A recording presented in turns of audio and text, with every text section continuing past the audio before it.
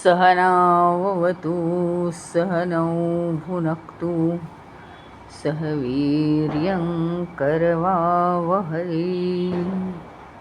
तेजस्विनावधीतमस्तु मा विद्विषावहै। ॐ शान्ति शान्ति शान्तिः।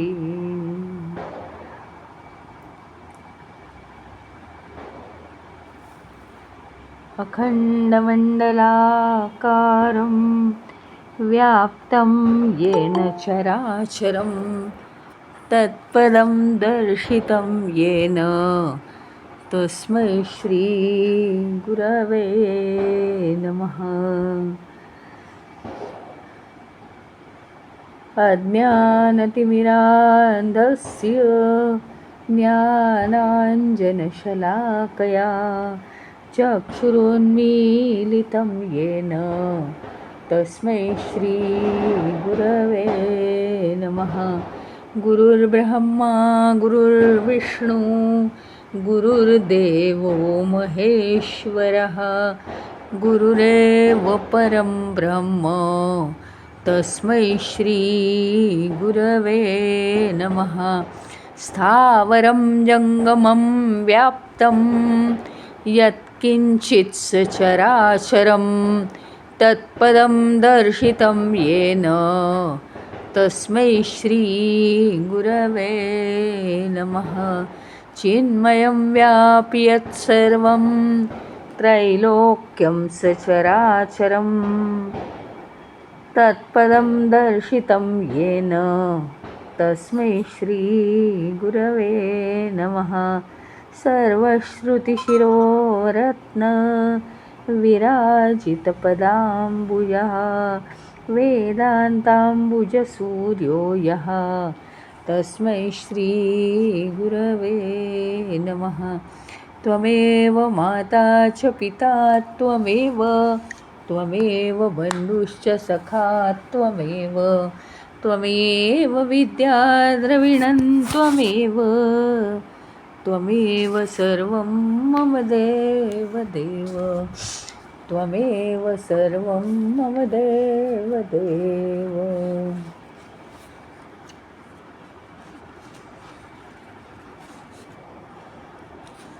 चार गोष्टींचं या पृथ्वीतलासाठी महत्त्व कसं आहे हे आपण पाहिलं। चार गोष्टींचा समूह या पृथ्वीतलावरती काम करतोय।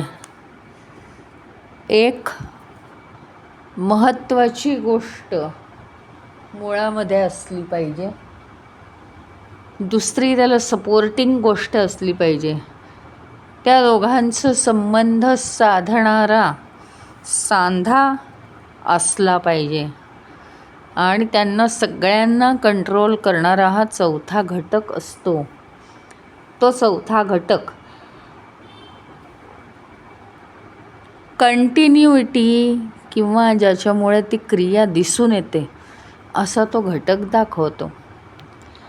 अशा रीतीने कालपर्यंत आपलं चार ग्रुप्सचा आपला अभ्यास झाला। अजून एकाबद्दल त्यांनी आता सांगितलेलं आहे आज।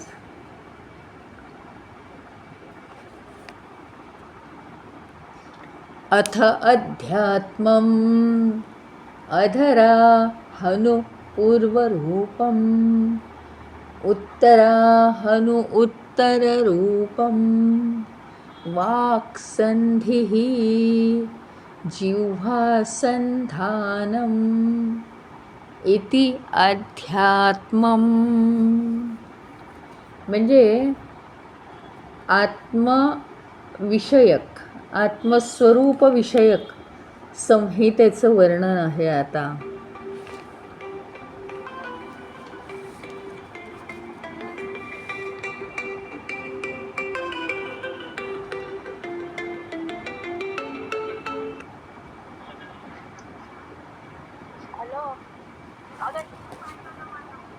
हा,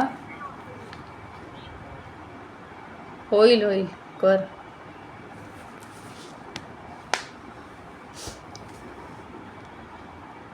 अधरा हनु पूर्वरूपम. अध म्हणजे खालचा,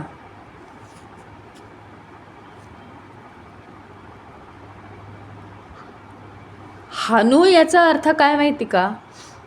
हनु म्हणजे हनुवटी, पण हनुवटीचा खालचा भाग म्हणजे काय माहिती का?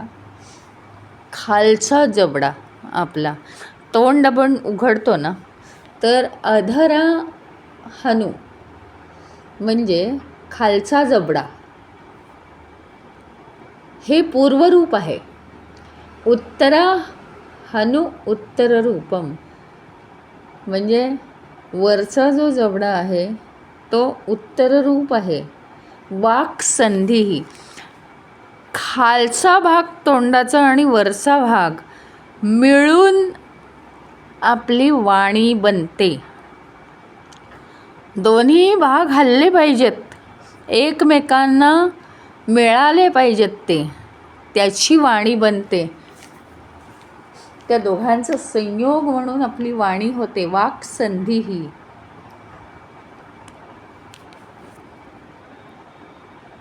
नुसती वाणी तयार होऊ शकते का? तर नाही. जिव्हा संधानम, या सगळ्यांना जोडण्याचं काम कोण करतं? जीभ करते. जीभ. जिव्हा संधानम, सगळ्यांना जोडण्याचं काम जीभ करते. म्हणजे जिभेची जी हालचाल आहे तोंडामध्ये,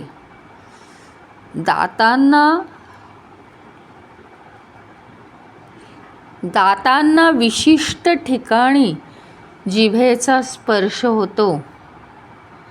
ही जी जिभेची हालचाल आहे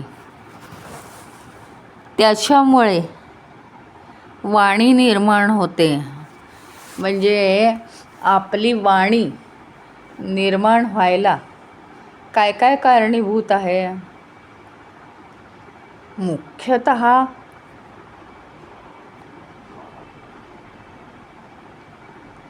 खालचा जबडा आणि वरचा जबडा, तोंडाचा खालचा भाग आणि तोंडाचा वरचा भाग हे बोलत असताना एकमेकांना मिळाले पाहिजेत, त्याची विशिष्ट हालचाल झाली पाहिजे. या दोघांचं कनेक्शन झाल्यामुळे काय होतं? वाणी तयार होते. आपल्यानं शब्द निघतात आपल्या तोंडातून, परंतु या सगळ्यावर कंट्रोल ठेवणारी कोण आहे? तर जीभ आहे. जीभ आहे. आणि जीभ ही विशिष्ट ठिकाणी या तोंडाच्या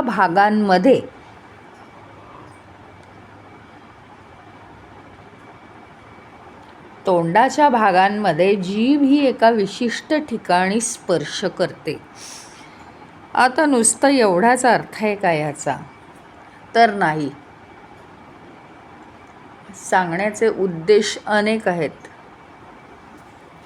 की सगळ्यात पहिली गोष्ट म्हणजे ही जी आपली वाणी आहे अतिशय मौल्यवान आहे.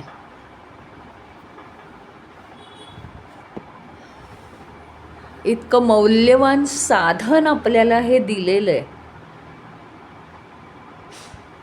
विशिष्ट प्रमाणात तोंडाचा खालचा आणि वरचा भाग एकत्र येतात, त्यांची हालचाल होते. दातांना किंवा तोंडाच्या आतमधील अवयवांना विशिष्ट ठिकाणी ही जीभ स्पर्श करते. बघा तुम्ही, जिभेला सुद्धा दातांचा खूप आधार आहे. ज्यांना दात नसतात म्हातार वयामध्ये, त्यांचे उच्चारसुद्धा वेगळे येतात, कारण ती जीभ दातांच्या मागे पुढे जिथे स्पर्श करायला पाहिजे तिथे ती स्पर्श करत नाही. त्यामुळे काय होतं,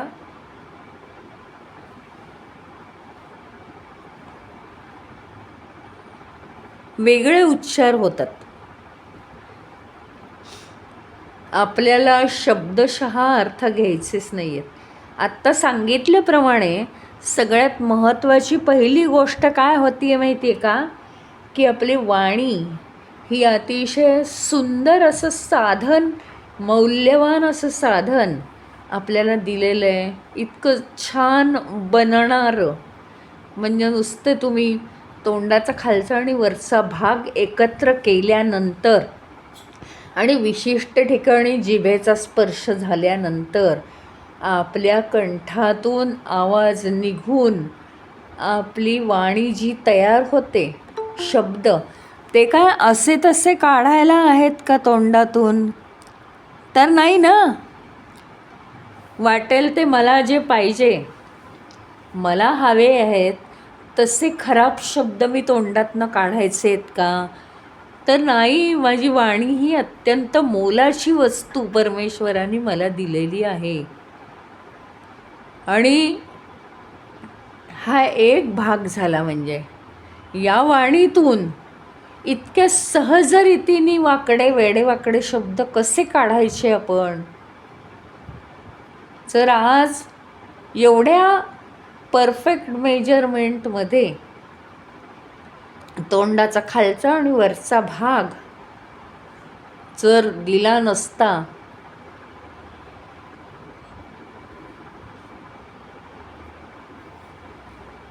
एक लहान आणि एक मोठा असे जर जबडे दिले असते, तर ते व्यवस्थित आपल्याला बोलता आलं असतं का?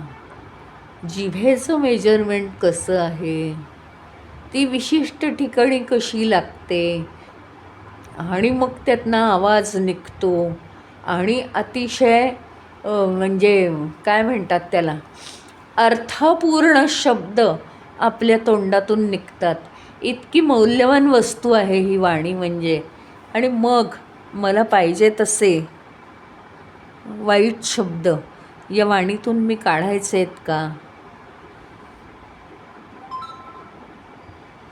तर ह्याच्यासाठी काय आहे माहिती का, की आपल्याला म्हणजे एकंदरीत पूर्वी असा विषय अनेकदा झालेला आहे, की मी स्वतः बोलत असताना मी ऐकायचं की मी काय बोलते आहे. हे एक प्रकारचं मेडिटेशन आहे. एखादा विषय बोलत असताना मी काय बोलते आहे हे मीच ऐकायचं. तो व्यावहारिक विषय नसला पाहिजे, तो आध्यात्मिकच विषय असला पाहिजे. पण हे एक प्रकारचं मेडिटेशन आहे आणि मुलांना ते करायला सांगितलेलं आहे. त्यामुळे काय होतं माहिती का, या वाणीच्या साह्याने वाटेल ते बोललं जाणारच नाही.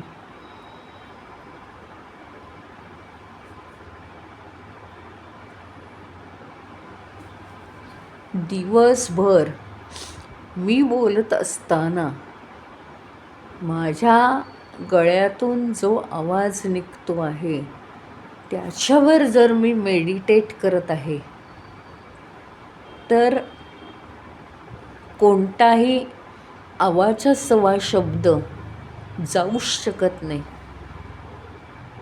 या उद्देशाने या मुलांना हे ध्यान करायला लावलं आहे.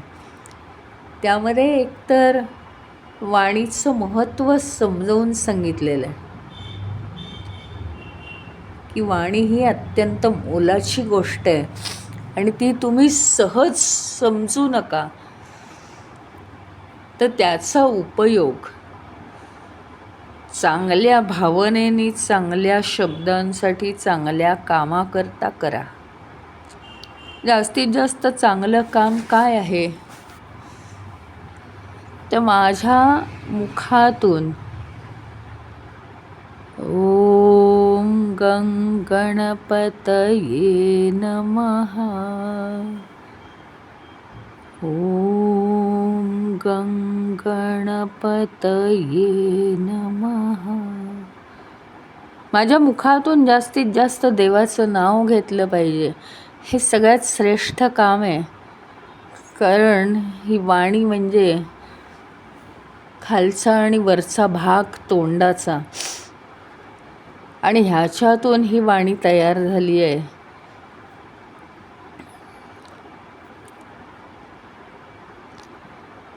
तर अतिशय मोलाचं हे इन्स्ट्रुमेंट आपल्याला दिलेलं आहे. त्याचा उपयोग जास्तीत जास्त भगवंताचं नामस्मरण करण्यासाठी व्हावा. आणि त्याला कंट्रोलमध्ये ठेवणारी जीभ आहे. आणि म्हणून म्हटलं जातं बघा की जिभेवर कंट्रोल पाहिजे. म्हणजे काय, आपल्याला काय वाटतं माहिती का, जिभेवर कंट्रोल म्हणजे नेहमी फक्त खाण्यावरच कंट्रोल. तसं नाही आहे ते. जिभेवर कंट्रोल ह्याचा अर्थ काय आपण शब्द बोलतो आहोत,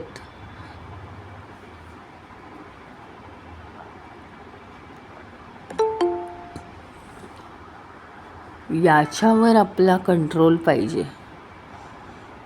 आपण जे शब्द बोलतो आहोत त्याच्यावरती आपला कंट्रोल पाहिजे.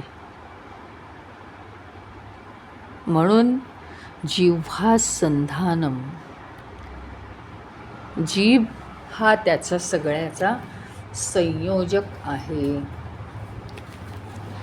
याही गोष्टीमध्ये खूप कठीण असं काही नाही आहे.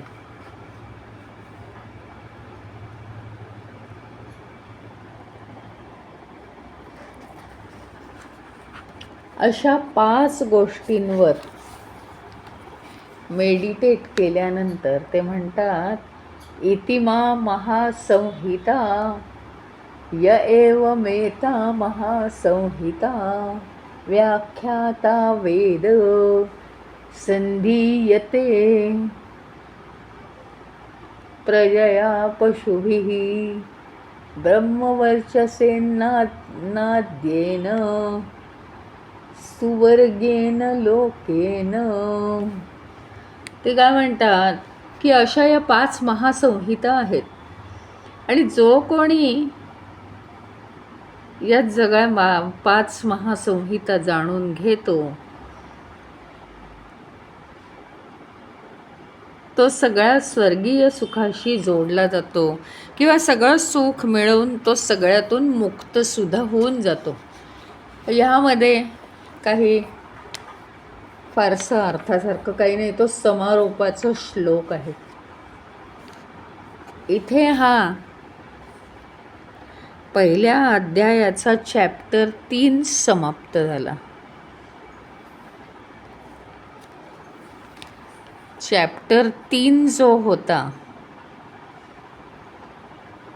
तो 4 गोष्टींवर मेडिटेट करण्याचा चॅप्टर 3 होता पहिल्या अध्यायाचा.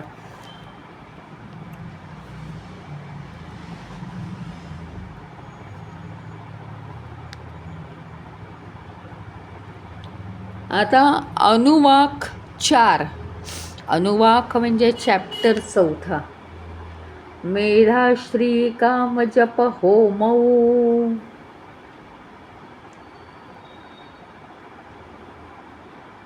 यच्छन्दसा सुशभो विश्वरूपः छन्दोभ्योऽध्य अमृतात् बभूव समेन्द्रो मेधपास्पृणोतु अमृतस्य देवधारणो भूपासमा शरीरे मे विचर्षणं जिह्वा मे मधुरत्तमा कर्णाभ्यां भूरि विश्रुवं ब्रह्मणः कोशोऽस्ति मेधया पिहितः श्रुतं मे गोपाय.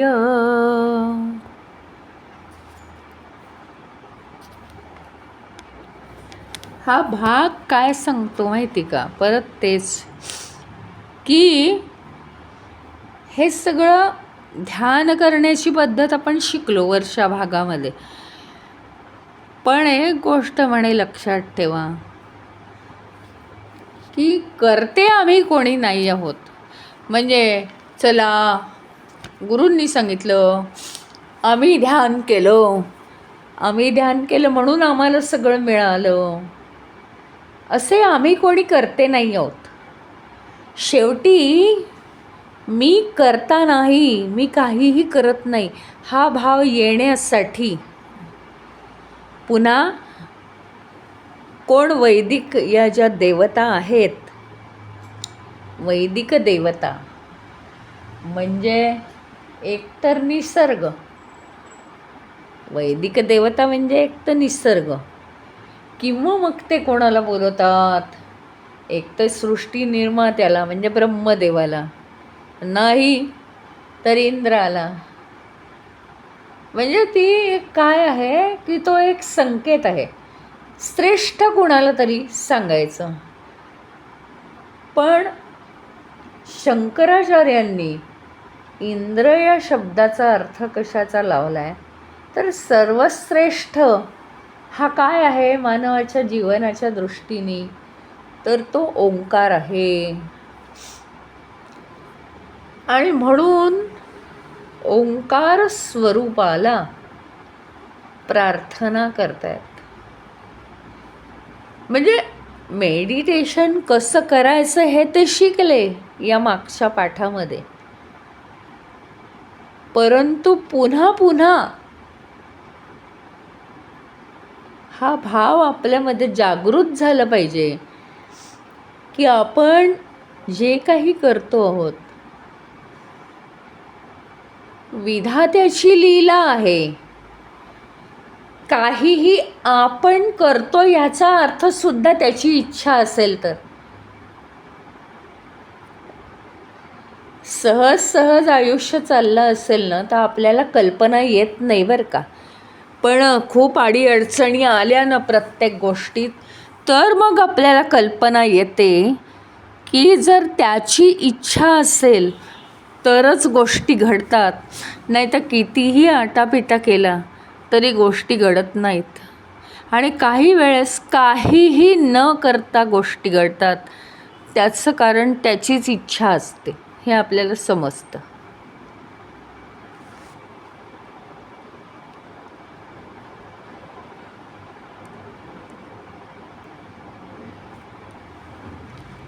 आणि म्हणून काय आहे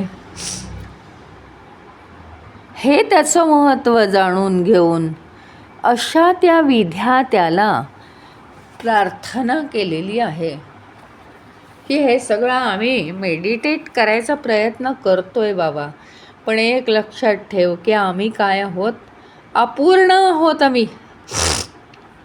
आम्ही कशाची प्राप्ती करून घ्यायच्या मागे आहोत, पूर्णतेची, म्हणजेच आम्ही अपूर्ण आहोत ना. आणि म्हणून प्रार्थना केलेली आहे काय, छंदसाम ऋषभः,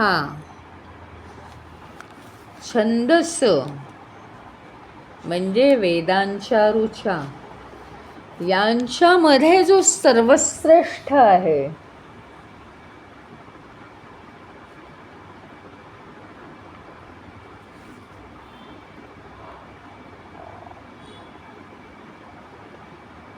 अव्यसृतात छंदोमयः अधिसंबभूव, म्हणजे अमृत स्वरूप वेदांपासून जो उत्पन्न झाला आहे,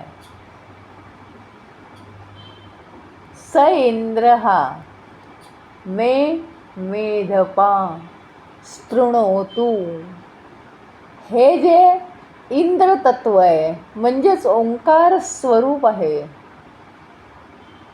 तो काय आहे? माझ्या माझ्या मेधा, मेधसा म्हणजे मेधा, मेधा म्हणजे उच्च बुद्धी. तो ओंकार स्वरूप माझ्या बुद्धीला संपन्न करो. माझी बुद्धी आधी चालली पाहिजे आत्मतत्व जाणण्यासाठी, आणि ते चालण्यासाठी ती जर बुद्धी चालली तरच ती अतिसूक्ष्म होत जाणार आहे पुढे. म्हणजे शेवटी भगवंताला शरण हे जावंच लागतं. आणि मग त्या आधीच गेलेलं बरं ना, नाही का? आधीच गेलेलं बरं. आधीच सगळं आपल्याला कळलं पाहिजे की आत्ता जरी मी काही एखादी गोष्ट केली आणि ती तडीला जाते, पूर्ण होते, तर आपल्याला लगेच गर्व येतो की मी करतोय, मला वाटायला लागतं की मी करतोय. खरं म्हणायला गेलं तर अर्धीसुद्धा गोष्ट आपल्या हातात नाही आहे. मग एवढं जर आहे तर आपल्याला ते लगेचच आधीच कळायला पाहिजे की ईश्वराशिवाय काहीच शक्य नाही आहे, एक सुद्धा गोष्ट हलत नाही. आणि म्हणून जो वेदांमध्ये श्रेष्ठ मानला गेला आहे असा इंद्र, पण शंकराचार्यांच्या मध्ये सर्वश्रेष्ठ कोण आहे तर तो ओंकार आहे, ज्याच्यापासनं या विश्वाची निर्मिती झालेली आहे. त्या ओंकाराला उद्देशून ते म्हणतायत. काय म्हणतायत की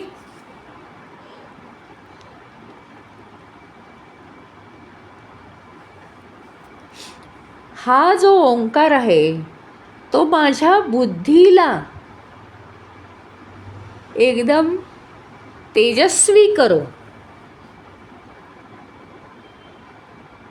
अमृतस्य धारपः वृषासम.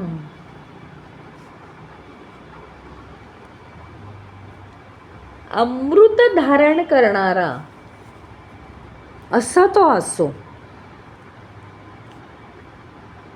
म्हणजे मी ओंकार करत असताना पुन्हा शरीराचं भान ठेवून चालणार नाही, तर त्यांनी मला अमृत धारण केलं पाहिजे. मे शरीरम विचर्षणम. आणि माझं शरीर त्या ओंकाराला प्राप्त करण्यासाठी कसं झालं पाहिजे? ते असं म्हाताऱ्या माणसासारखं होऊन उपयोग नाही हो. तरच मी तो ओंकार जाणू शकीन. चपळ झालं पाहिजे माझं शरीर, बलवान झालं पाहिजे. मे जिव्हा मधुरामत्तम. माझी ही जी जीव आहे ती मधुर झाली पाहिजे. म्हणजे चांगले गोड शब्दच तिच्यातून निघायला हवेत. ते सुद्धा माझ्या हातात नाही आहे. त्या ओंकार स्वरूपाला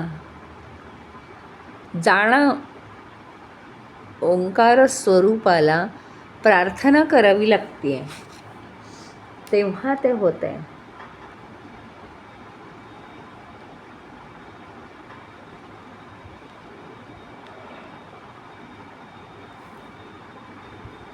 कर्णाभ्याम भूरी विश्रूयाम. कानांनी जास्तीत जास्त त्या आत्मतत्वाचं श्रवण होऊ दे. त्वं मेधया पिहितं ब्रह्मणा कोशः असि.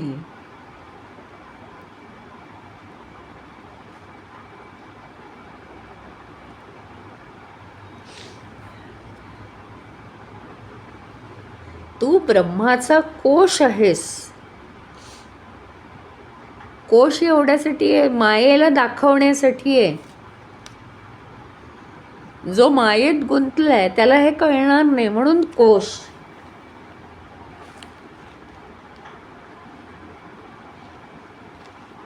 आणि मे श्रुतम गोपाय. असा जो तू ओंकार आहेस तो तू माझं रक्षण कर, असं सांगितलेलं आहे त्याला. कारण शेवटी काय आहे की तिथे समर्पित झाल्याशिवाय होणार नाही आहे. समर्पित व्हावं लागेल. हे जे सगळं आपला जो देह चालतो आहे, हा सगळा देह त्याच्या इच्छेने चालतोय. आणि बाकी आपण किती गप्पा मारू. आज मला असं झालं, आज मी खूप छान आहे, आज माझी तब्येत बिघडली, आज माझी बुद्धी चालत नाही. तुम्ही असं काहीही म्हणा, अर्थात आपण प्रयत्न करायचेच आहेत, परंतु जर त्याची इच्छा नसेल तर काहीही होत नाही.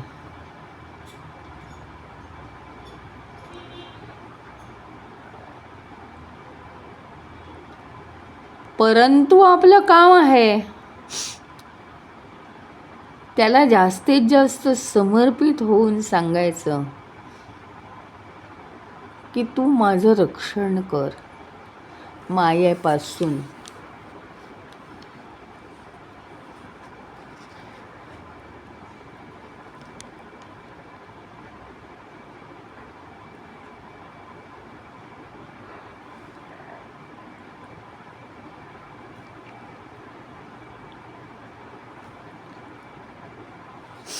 आपण ज्यावेळी मेडिटेशन करतो त्यावेळी परमेश्वराचा जप करतो आणि त्याला प्रार्थना करतो ना,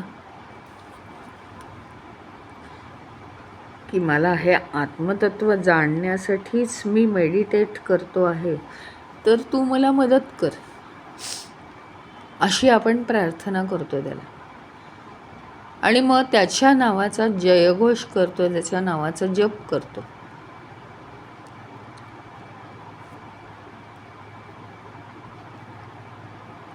तोच भाव इथे आहे.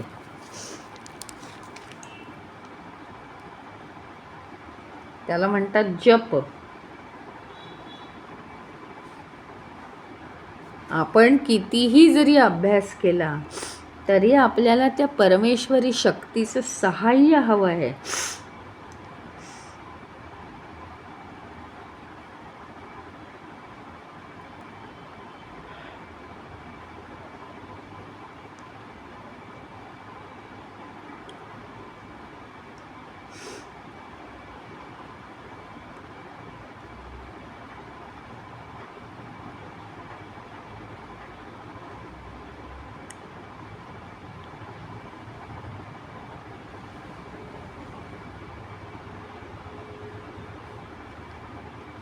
म्हणजे आपलं जे ओंकार स्वरूप आहे, मूळ, मी जो जन्मलेला आहे, हा जो जीव जन्मलेला आहे, हे सगळं विश्व जन्मलेलं आहे. ते कशातनं जन्मलेलं आहे? त्याच्या मूळ शक्तीतून ते जन्मलेलं आहे. मूळ शक्ती म्हणजे काय? तर ओंकार शक्ती. आणि म्हणून त्याच्या त्या मूळ शक्तीला प्रणाम करायचा, की हे जे तू हा देह,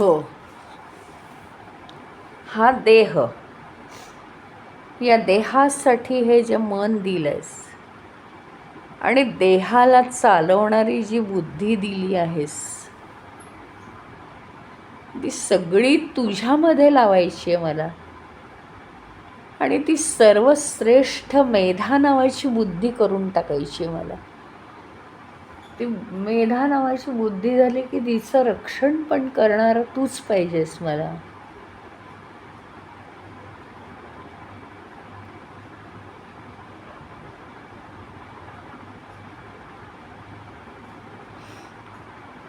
अशा रीतीने त्याला साकडं घालायचं की तुझ्याशिवाय मला कोणी नाही आणि मी म्हणजे काहीच करू शकत नाही, नुसता शो आहे, काहीच ओझं उचलू शकत नाही.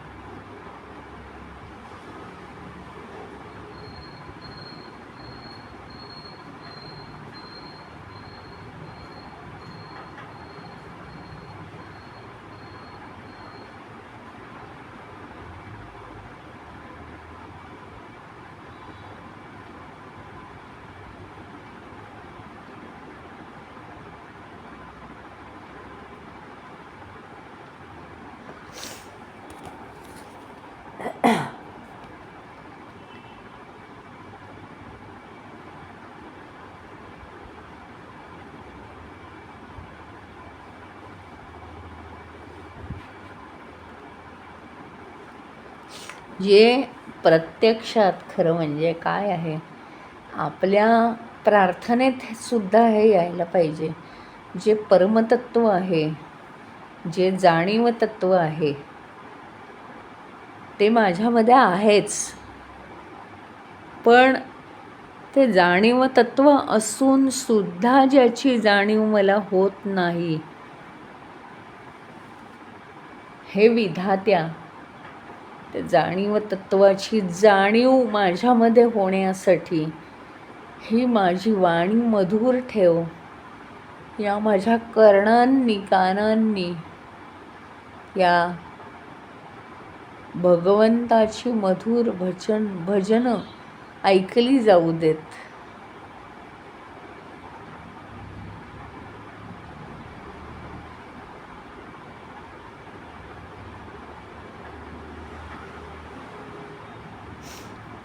अशा रीतीने त्या जाणीव तत्वाला आपण प्रार्थना केली पाहिजे.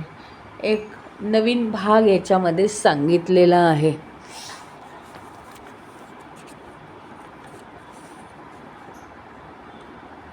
कारण हा अनुवाक जो आहे तो नवीन आहे. अनुवाक याचा अर्थ चॅप्टर. तो मागचा जो चॅप्टर होता की ज्याच्यावर मेडिटेट करायचं होतं 4 गोष्टींवर, तो संपलेला आहे. पण या सगळ्या शिष्यांना कळलं पाहिजे काय असतं. काही आपण करतो.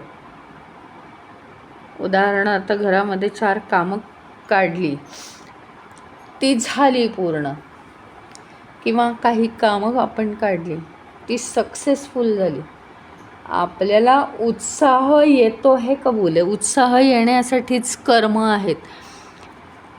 परंतु उत्साह नुसतं नसतो, तर इगो असतो, अहंकार वाढीला लागतो.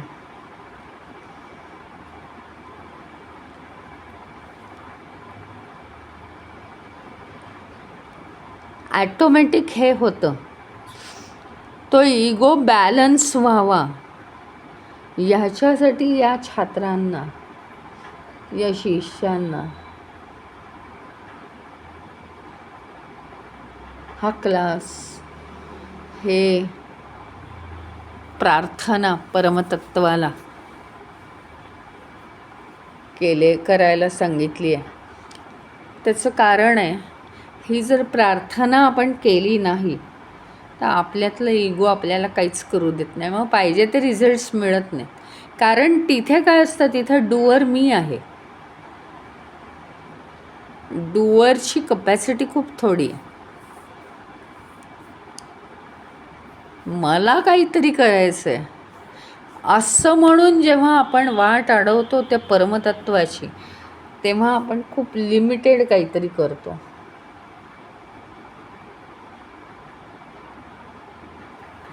पण ज्यावेळी आपण समर्पित होतो तेव्हा अंगातला अहंकार निघून जातो.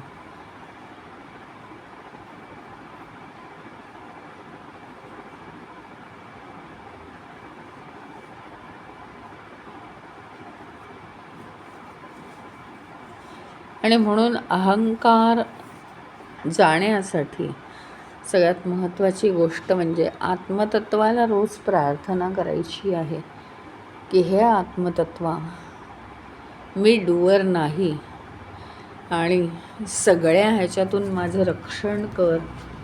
आत्मतत्वा म्हणा, ओंकारा म्हणा, काही म्हणा, आणि रक्षण करून मला तो मार्ग दाखव. त्याच्यासाठी माझी बुद्धी ही कशी होऊ दे, तेजोमय होऊ दे, कान हे सूक्ष्म होऊ देत, त्या कानांनी फक्त आत्मतत्वाचंच वर्णन ऐकू येऊ दे, जीभ ही खूप मोठं काम करू दे. परमेश्वराचे शब्द, परमेश्वराला समर्पित होण्यासाठी वापरलेले जे शब्द आहेत तेच कार्य त्या जिभेनी केले पाहिजेत.